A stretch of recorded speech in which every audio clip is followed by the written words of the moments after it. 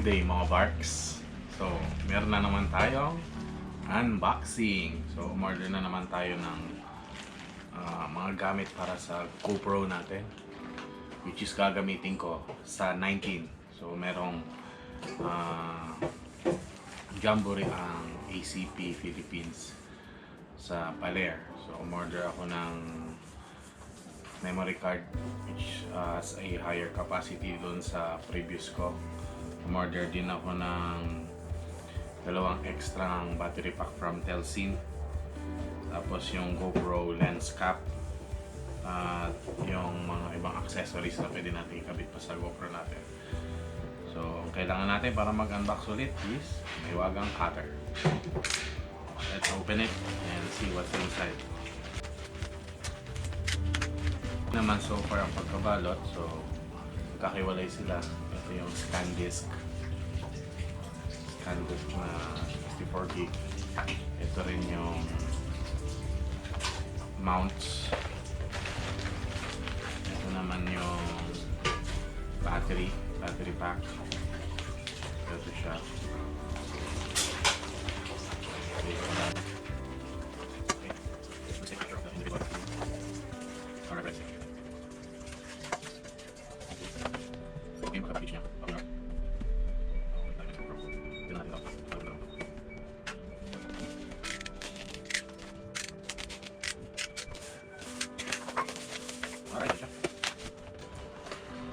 Ito na siya, mga Kabarks.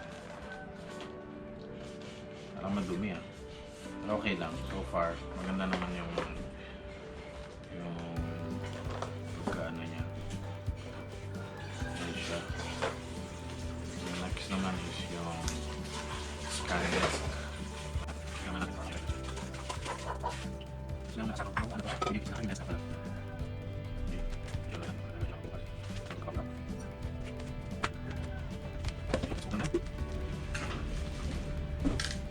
Start tayo dito sa may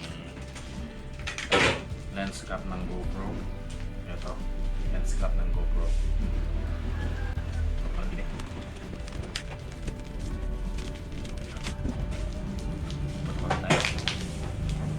So ang gamit nito mga Barks, yan. Ang gamit niya, yung lens cover is para maiwasang magaskasan yung lens ng GoPro natin pag nilalagay natin sa backpack or sa case niya. And next, open natin tong scan disk na memory card. Bali ano pala to, 64 GB.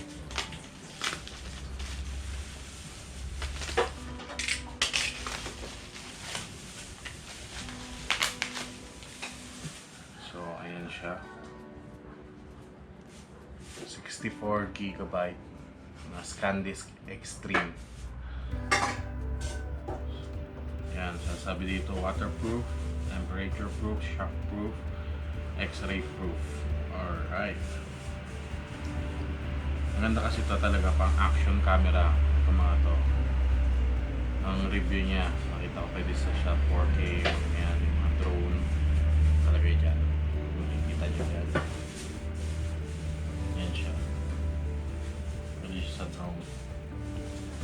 Last is yung Telsin na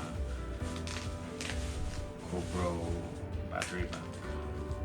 Bali hindi pala to mga Barks, hindi to original na GoPro bat. Knock-off brand ang tawag dito.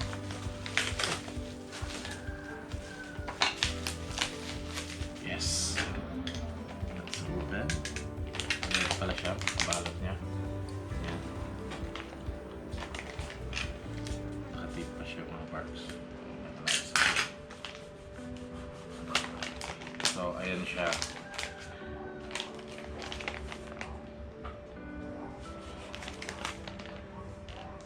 So, gawin natin. Picture natin silang apat.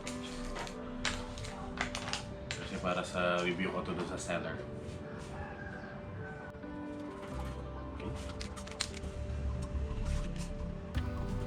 So, nag-review pala ako. May order man ito. Pinipigyan ko siya. Kasi doon sa seller. Okay na. Kaya natin buksan. So, start tayo by yung GoPro. So, last na siya.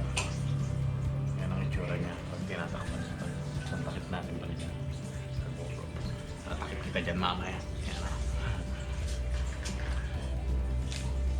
So yan siya. Saan naman natin itong Telsin na battery. So bago ko ito binili mga Barks, may review to. Ni-review pa nila to bago. So may kasama na rin siyang USB cable na yung 2.0. Pero ang gagamitin kong pan-charge yung pwede naman kasi yung USB cable ko ng 3.0, yung original. So, ito siya.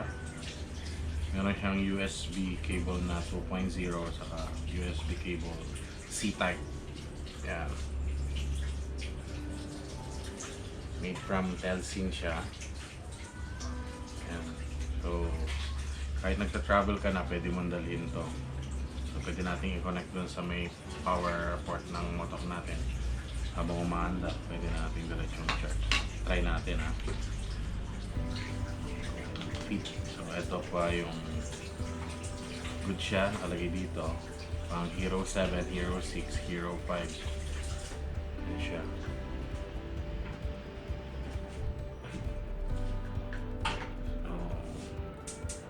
Ano siya, 1,220 milliamperes. Pag pag-charge niya is kakabit mo lang na ganyan. Ay, gumagalaw pala, hindi pala pwede pag umaandar ang motor. So kailangan siya stable na lalagyan na.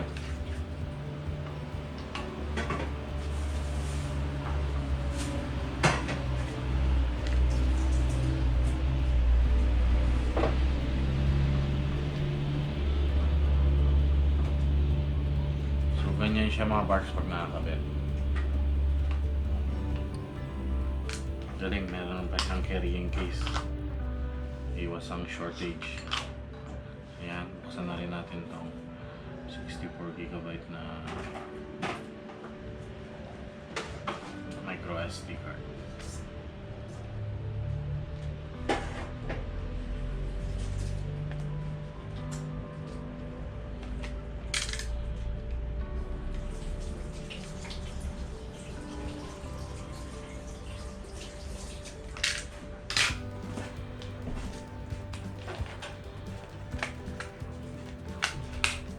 Ito siya mga Barks.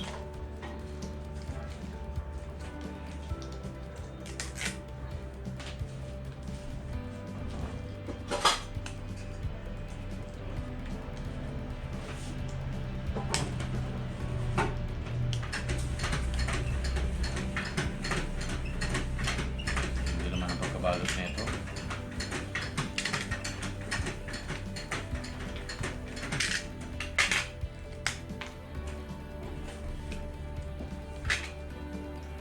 Balat mga Barks, parang ayaw ipakuha.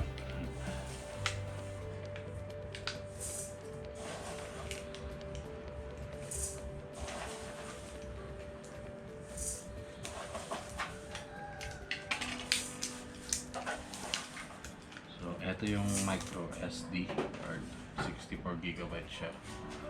Ito pala yung ScanDisk Extreme. ScanDisk Extreme yan.